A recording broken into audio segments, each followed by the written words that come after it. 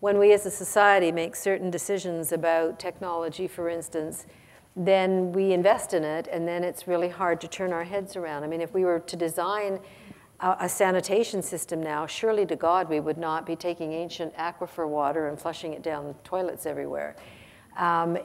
But that's how buildings are built, and that's how everybody does it. Nobody can imagine another way. So we need to understand path dependency and to try to break it.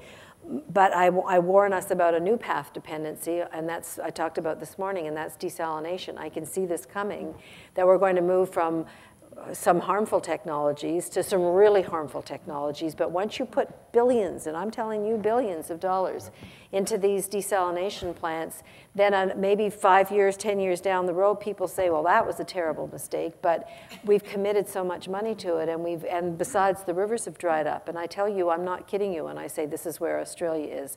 The Murray-Darling is dying. It may die this summer. It's over-extracted by 80%, but instead of saying stop everything else and put the water back to save the Murray-Darling, it's like, maybe we'll have to let it go and we'll just build these desal plants. So I can see that I'm going to write this up because I want it in the LA Times. I want people in California to read about Australia because I think California's 10 years behind and doing exactly all the wrong things that Australia has. I've just been there. I know I can see.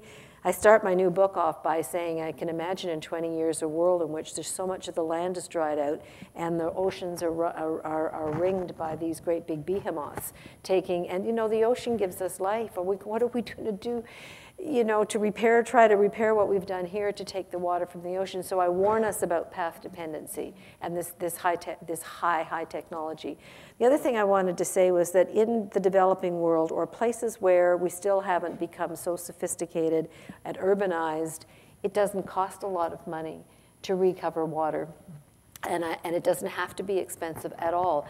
And I give you the example of the man whose name is the Rainman, they call him, of India, Rajendra Singh, who has brought these rainwater harvesting and small dam construction projects to Rajasthan in the desert, and he has greened the desert.